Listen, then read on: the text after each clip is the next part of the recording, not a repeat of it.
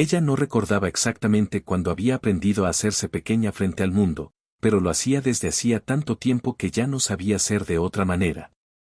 Caminaba siempre con la mirada baja, ocultando el rostro tras mechones de cabello desordenado, como si temiera que alguien pudiera verla demasiado. Su nombre era Alma, y trabajaba en la pequeña cafetería del pueblo, un lugar perdido entre colinas y polvo, donde la gente venía más por el calor del fogón que por el sabor del café. Allí, detrás del mostrador de madera gastada, Alma se sentía a salvo. Nadie le pedía belleza. Nadie esperaba brillo. Solo manos dispuestas y un corazón obediente. El pueblo la conocía, pero no la miraba. Y en cierto modo, eso le convenía.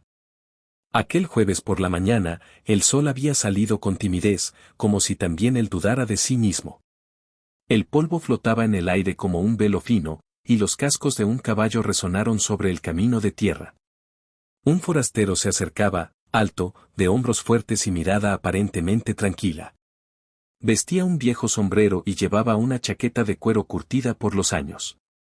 No tenía el porte elegante de los hombres presuntuosos, sino el de alguien que había aprendido a luchar más contra la vida que contra los hombres. Se detuvo frente a la puerta del local y, antes de entrar, se quitó el sombrero con un gesto lento, como pidiendo permiso al silencio.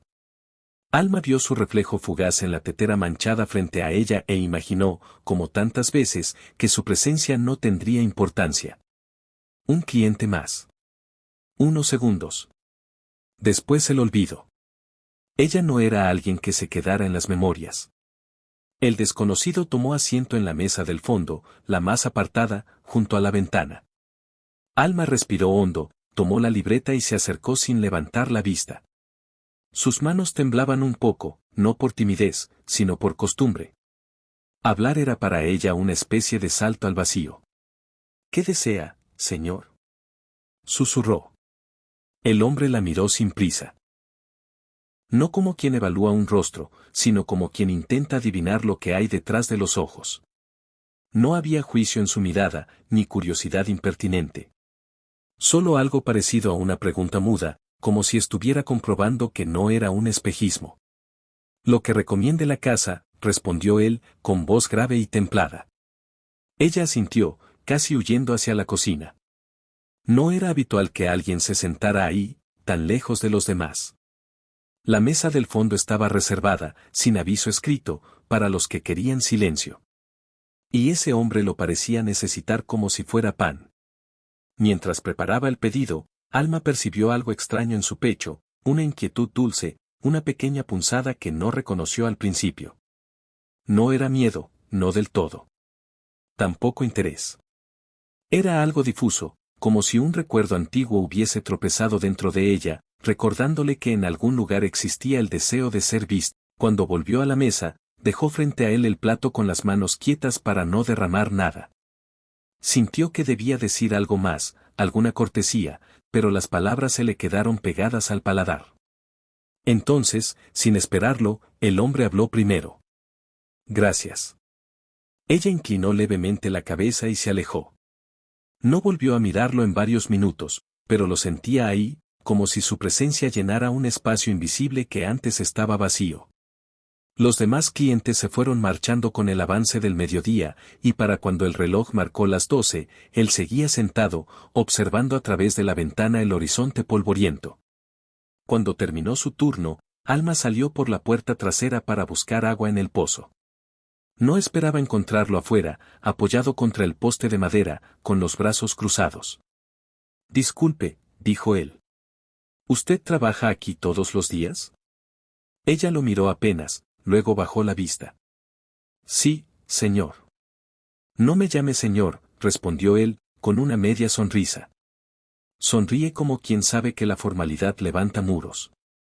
Me llamo Elías. El silencio cayó unos segundos. Ella tragó saliva. Yo me llamo Alma. Elías inclinó la cabeza, como si aquel nombre tuviera algún tipo de peso sagrado. Nombre bonito, murmuró. Ella casi se encogió. No le habían dicho bonita nunca, ni siquiera por accidente. Cualquier palabra que sonara cercana a un cumplido la desconcertaba. No supo contestar. Se limitó a asentir, caminó hacia el pozo y, mientras bajaba el cubo, su pulso se aceleró sin motivo aparente. Él no la siguió. Solo esperó. Cuando regresó con el balde y se disponía a entrar al local, Elías habló otra vez. ¿Suele ir a la feria del domingo? Ella negó lentamente. No, no me gustan los lugares con mucha gente. Lo imaginé, respondió él, sin burla. Tampoco a mí. La frase la sorprendió. Iba a decir algo, cualquier cosa, pero no encontró cómo. Finalmente se refugió dentro de nuevo. Los días siguientes repitieron la misma escena. Elías llegaba, pedía lo mismo, se sentaba en la misma mesa, y apenas hablaban 2 o 3 frases. Pero el silencio compartido empezó a sentirse menos incómodo. Como si cada jornada dejara un hilo invisible tendido entre ellos, frágil pero presente. Al tercer día, Alma notó algo que antes no había visto: las manos de él estaban curtidas, pero una cicatriz profunda le atravesaba el dorso, como si alguna vieja herida no hubiera sanado del todo. Él escondía historias, igual que ella, aunque las suyas parecían tener filo. ¿Viaja solo?, preguntó Alma, casi sin darse cuenta de que lo había dicho en voz alta. Elías asintió. Hace mucho tiempo. ¿Y no tiene familia? Él la miró por primera vez con ese matiz extraño en los ojos, como si la palabra tuviera un peso que apenas podía sostener. La tuve, respondió. Pero no se puede volver atrás cuando el destino decide que ya no eres digno de lo que perdiste. Ella se mordió el labio. No entendió del todo, pero sí comprendió el dolor oculto. Lo siento, murmuró. No lo sienta, dijo él, suave. A veces el dolor es lo único honesto que uno conserva.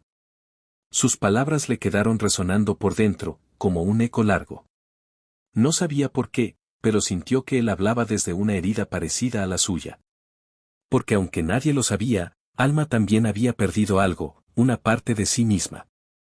No por muerte, sino por abandono.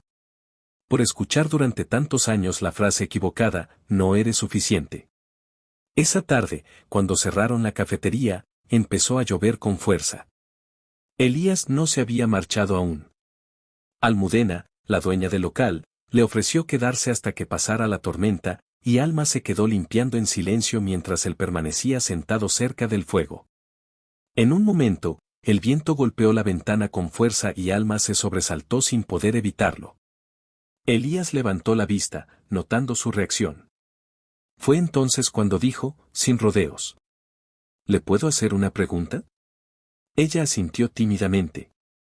¿Por qué camina como si le debiera disculpas al mundo? La pregunta la golpeó más profundo de lo que esperaba. Sus manos quedaron quietas sobre el mantel. Yo, no lo sé, respondió en un hilo de voz. Si lo sabe, dijo él, sin dureza. Pero no se atreve a decirlo.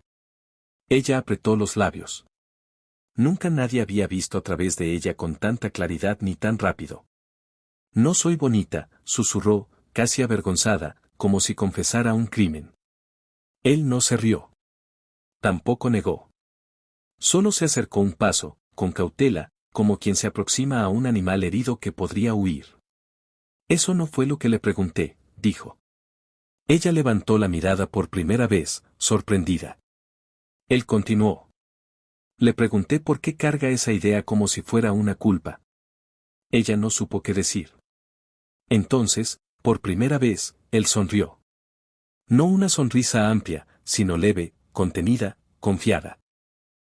Como si ya conociera la respuesta pero le diera tiempo para encontrarla. Ella giró el rostro, incapaz de sostener esa mirada. Y fue en ese gesto mínimo, casi imperceptible, donde la historia empezó de verdad, allí, cuando alguien la vio sin exigirle ser otra cosa.